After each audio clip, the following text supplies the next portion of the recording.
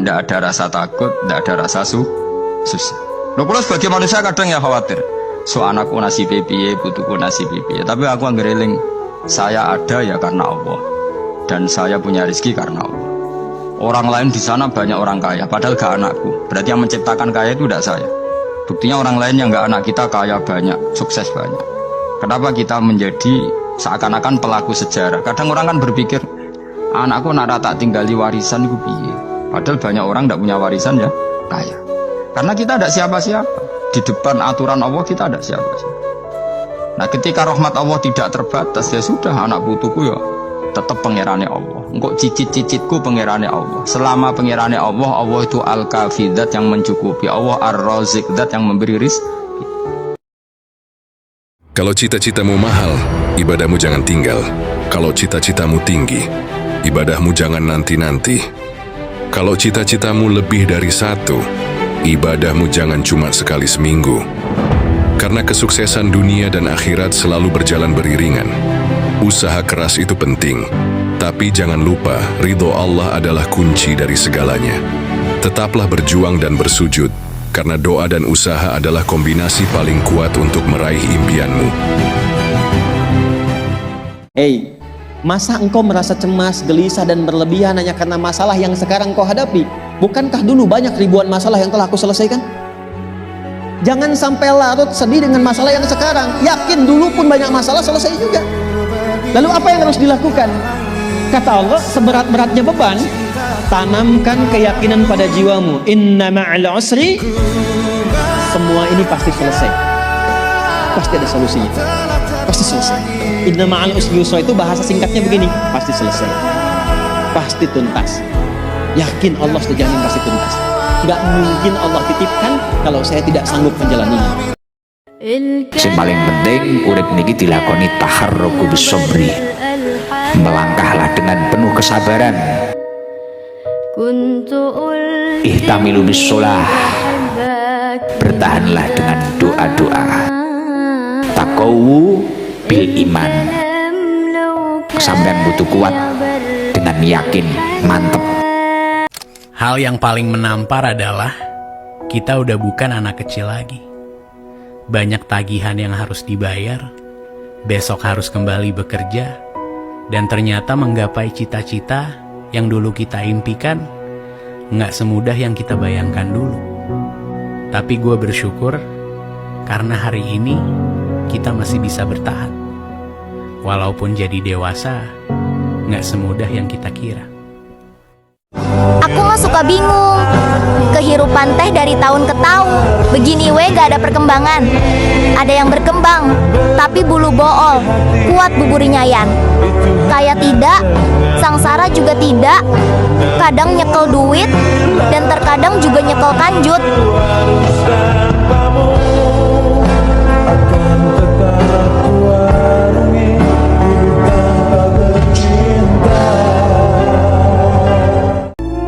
Belajarlah dari tanah, tetap diam, walaupun diinjak-injak.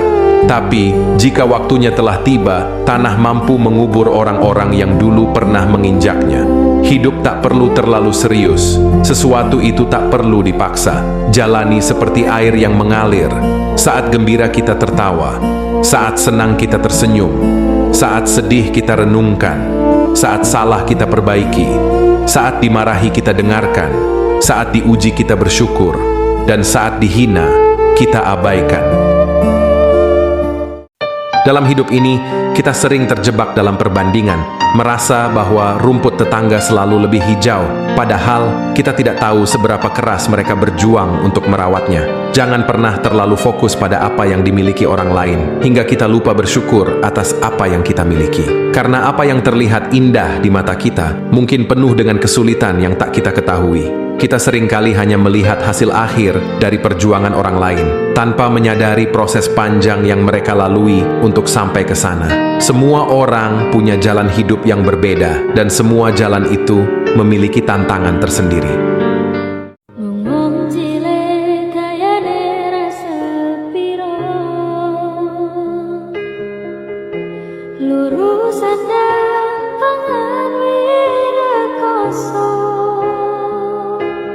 Budal esok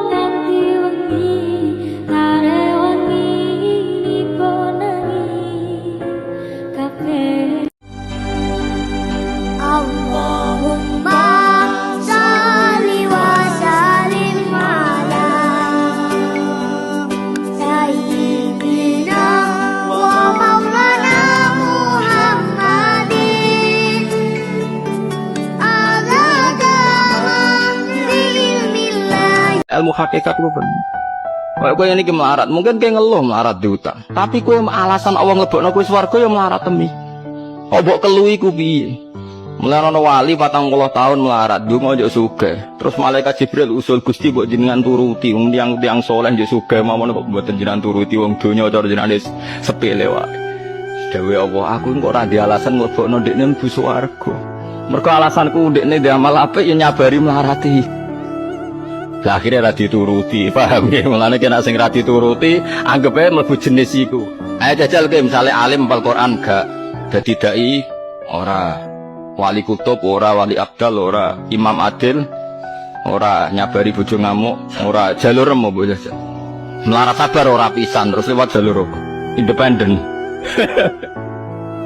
Apa artinya sholat kalau kita masih melakukan kemungkaran? Itu salah besar.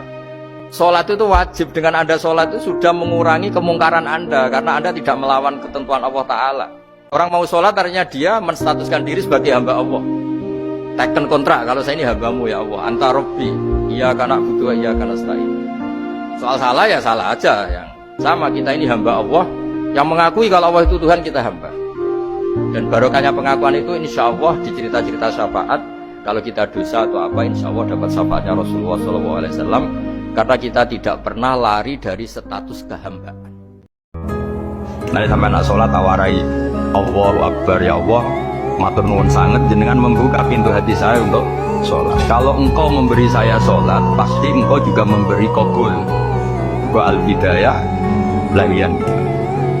Makanya cara kitab hikam kan gitu. Ketika anda sholat, ketika anda melakukan kebaikan, Allah berarti kerso kamu kenal. Buktinya kamu dikenalkan mampu mengatakan Allahu Akbar.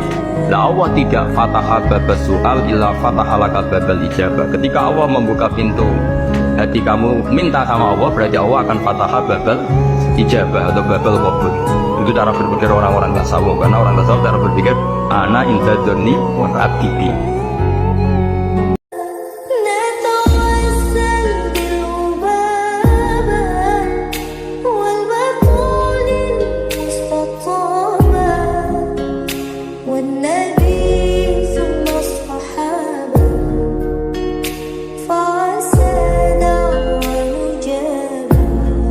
Kebermanfaatan ya, khairunasan fauminas. Jadi sebaik-baiknya manusia itu kan yang paling banyak manfaatnya untuk orang lain.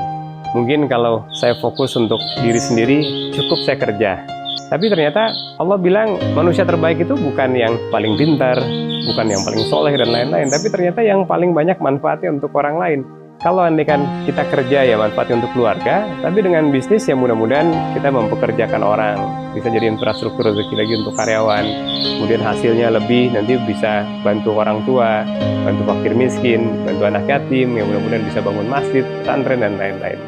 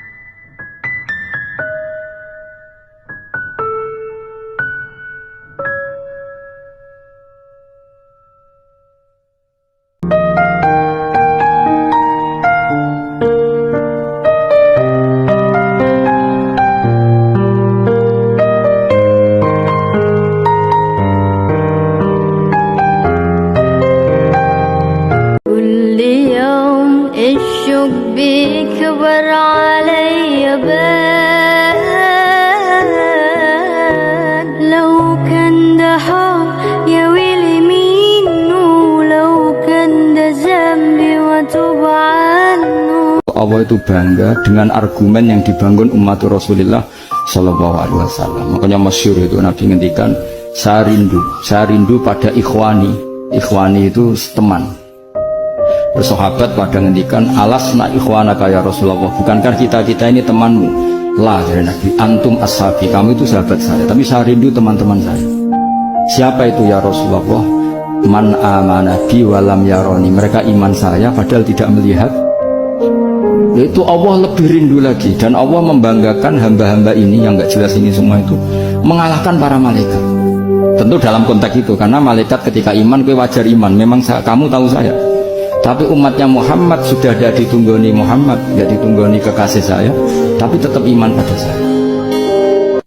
Jadi kalau Anda sholat kok masih sering salah, dan saya yakin semua orang juga gitu, kalau nggak nabi, nggak wali itu ada ya kesalahan-kesalahan yang tidak fatal-fatal banget, karena ada kebaikan yang Anda lakukan, yaitu ketika Anda dipanggil, Anda istijabah, Anda mengiyakan dengan menghadap, ya itu sudah bagus. Nah setelah menghadap ternyata disuruh apa itu tidak nurut. Disuruh apa gak nurut itu satu kesalahan yang tidak mengganggu poin pertama tadi, Anda menghadap. Sehingga banyak cerita di hadis-hadis, ada sahabat yang zaman itu tidak soleh-soleh banget. Zaman itu ketika Nabi, saya ini mau sholat ya Rasulullah, tapi jangan diminta berhenti dari begini-begini. Beliau menyebutkan sekian kemungkaran sahabat tadi. Nabi komentarnya itu sayan hahumayakul. Nanti kalau sering sholat lama-lama ya nggak begitu. Nah ini kelirunya kita sebagai manusia. Lama-lama juga baik itu kita kira itu terus harus sekarang gitu loh. Nah itu keliru. Harus sekarang itu keliru. Bisa saja kita ini setiap sholat pasti sudah ditulis Allah nanti itu mati baik. Delala nanti habis asar sebelum kita maksiat sudah mati, habis sisa sebelum kita maksiat lagi sudah mati. Jadi barokahnya sholat itu ada waktu yang potensi ya, potensi sholat itu akhir kenangan kita, sholat itu identitas kita, sholat itu status kita. Dulu zaman Nabi orang miskin pun semuanya heroik. Mereka dibantu gak mau, inginnya bantu. Sampai dicibir sama orang munafik. Apa gunanya sedekah 2 kilo? Perang ini perang besar antar negara. Pas itu mau perang melawan Romawi. Sampai orang munafik bilang, alladzina almizuna almuqtawiina minal mu'minina fis sadaqati walladzina la yajiduna illa juhdahum faskharuna minhum. Orang-orang munafik digambarkan Allah orang-orang yang mencibir sedekah kecil. Untuk perang besar kok sedekahnya hanya 2 kilo. Tapi yang mahal bukan 2 kilonya. Kalau ada 1 juta orang miskin menyumbang negara 20.000, itu artinya apa? Kita punya rakyat yang inginnya hubungannya dengan negara memberi. Tapi coba kalau kita 2 juta rakyat yang inginnya dari negara mendapat, pegawainya demo ya. Ya ini ajarannya Nabi yang luar biasa. Dulu Nabi itu bisa mendidik orang miskin pun bermental memberi. Sehingga di kehidupan nyata juga sama. Ada orang yang nekuni ilmu ekonomi tapi miskinnya Masya Allah. Ada yang gobloknya Masya Allah tapi kaya. Ada kiai yang punya doa banyak, hidupnya biasa. Yang gak punya doa kaya. Itu saya pernah baca di sebuah hadis qudsi. Ada riwayat begini, Nabi Musa ketemu Allah, ditanya, limadza, kata Allah, kenapa saya memberi rezeki orang yang bodoh? Ahmak itu orang yang bodoh sekali. Kadang tak ciptakan dia jadi orang kaya, dan yang pintar ekonomi kadang tak ciptakan jadi orang miskin. Si Nabi ini tanya, kenapa ya Allah? Supaya dia tahu yang mengendalikan rezeki itu saya, bukan ilmunya dia kan. Jadi banyak orang, misalnya kita yang pintar dipekerjakan orang yang nggak pinter, yang punya pabrik tidak pinter mengerjakan orang yang pinter. Jadilah manusia biasa saja. Ini lebih membahagiakan. Karena kalau kita mengidentifikasi diri kita dengan ego-ego besar tadi, jangan-jangan lelah hidup kita. Karena identifikasi sesuatu itu kan implikasinya kita harus begitu terus. Misalnya teman-teman mengidentifikasi, saya ini Pak santri Pak, saya ini orang soleh loh Pak. Oh itu kan terus abot kan, kamu kapanpun harus acting sebagai orang soleh. Nanti dengar adzan, wah ke masjid ini. Terus nanti dengar, terus kamu dituntut begitu. Mending gak usah woro-woro, gak usah deklarasi, biasa saja. Yes, kalau mau ke masjid, ke masjid. Kalau mau melakukan kebaikan, lakukan saja. Tidak usah dengan memberi label atribut yang memberatkanmu sendiri. Itu yang disebut kesadaran sebagai manusia biasa. Tapi Allah niku pirsa, watak manusa niku susah kalau berpikir untuk menguntungkan orang lain. Kira usah sok-sokan ikhlas. Allah jelas ngendikan wa ukhdiratil anfusus syuh. Jiwa manusia itu pasti kikir. Berat kalau menguntungkan orang lain. Misalnya ana wong lomo mbek pacare ora krana lomo mbek pacare, dekne dhewe ku nuruti senenge, ora kok. Jajal nak lomo tenan mbek cah elek merongos nak gelem. Mboten kan? Kok sampean seneng kiai kadang nuruti seleramu. Kenapa seneng Gus Bak? Gus Bak iku ngajine gampang, soalnya kabeh swarga ora ono neraka. Iku karepmu dhewe. Jadi jarang orang yang demi orang lain itu jarang. Saya berkali-kali fatwa, untuk melawan kenikmatan maksiat, orang harus terbiasa menikmati taat, menikmati kebaikan. Jangan kira kita nimang istri nikmat, nimang anak nikmat, ketemu teman yang lama tidak ketemu juga nikmat. Artinya kita akan melewati berjam-jam untuk jagungan sama teman, sama anak, sama istri. Dan itu harus kamu nikmati, supaya mengganti tidak berkebutuhan nikmat yang lewat jalur maksiat. Jadi saya mohon, sarana-sarana yang menyenangkan itu, yang taat itu kita maksimalkan. Makanya bapak saya itu sering pesen, kowe nak ngaji sing guyon, sing seneng. Nganti wong maksiat itu karena cari kesenangan. Coba kalau kesenangan itu sudah didapatkan saat taat, maka tidak butuh lagi kesenangan yang berbentuk maksiat. Wong kafir iku ora tau mikir Allah, pokoke anggere seneng ya mangan, nek ora seneng sumpek. Wong Islam ora oleh ngono. Wong Islam misalnya lagi radi duwe masalah akeh, Gusti cek lemah kula sing kuwasa namung jenengan. Namanya saya ini kula sugih nggih paringi sugih, nak saya ini melarat nggih ampun lami-lami pokoke juga. Terus meneh niki mun lami Gusti, wong melarat tuh mulai mbah kula. Mulai bapak kula nek ampun lami napa sanget. Nampun pantes dilereni nggih monggo napa. Ya sing ana monggo. Tapi nak pantes terus nggih paringi kekuatan terus. Terus hasbunallah wa ni'mal wakil. Ya wis. Delalah diparingi kuat. Ya alhamdulillah. Wis ya. Ya wis. Ke cara surveinya malaikat ini melarat kok melimbah bapak cucu. Wah terlatih ini pasti. Ya repot nak ngukure. Sholawat nu cara Said Zabidi wis umpama maca sholawat sedina pisan iku wis ganjaranmu gedene kok. Mergo Nabi Muhammad sallallahu alaihi wasallam niku dadi nabi sakwise Nabi Isa. Nabi Isa niku ora kecelakaan ping pindho. Maksudnya ping pindho sing seneng keliru, nggih niku memposisikan jadi Tuhan. Sing getheng keliru, darane dekne walah duzina. Dadi sing seneng ya keliru, sing getheng ya keliru. Lah Nabi Muhammad sallallahu alaihi wasallam paling sering ngendikan la tutruni kama atrotin nasara. Jika wong maca sholawat iku ana tauhide ya ana mahabbah li Rasulillah sallallahu alaihi wasallam. Ngene iku wonten tauhid Allahumma ya Allah saya minta, berarti Allah tetap pemberi sebagai ilahun wahidun ahadun somadun. Rasulullah wa injalla qadruh tetap abduhu wa rasuluh. Jadi hadhihi kalimatut tauhid wa kalimatul mahabbah. Iki ya kalimat tauhid sekaligus kalimat mahabbah. Orang yang punya akal itu adalah orang yang bisa menikmati sesuatu yang baik. Misalnya gini, contoh gampang gini. Kamu punya anak pertama atau punya anak yang masih kecil. Itu gendong tuh senangnya bukan main. Melihat anak sehat tuh senangnya bukan main. Mungkin saat itu banyak orang yang sedang maksiat dengan perempuan nakal atau dengan teman-teman nakalnya, yang nganggap seperti itu tidak nikmat. Tapi andikan ini ditimbang ya ditimbang. Yang maksiat tulan, misalnya paling ukuran bahagianya itu 70%. Tapi yang ini, yang nimang anak baru lahir atau masih kecil, corong Jawa ngeloni anak, bisa saja bahagianya itu sampai 100%. Artinya selama ini kesalahan kita adalah nganggep maksiat itu pasti menyenangkan dan taat itu tidak menyenangkan. Makanya saya berkali-kali fatwa, untuk melawan kenikmatan maksiat, orang harus terbiasa menikmati taat, menikmati kebaikan. Ya Fattah ya Razzaq urzukni, ya Fattah ya Razzaq urzukni. Wahai Allah, zat yang maha pembuka, wahai Allah, zat yang maha pemberi rezeki, karuniakanlah rezeki kepada hambamu ini. Jangan pernah remehkan barang dagangan, karena rezeki Allah itu datang lewat barang dagangan yang kita jajakan.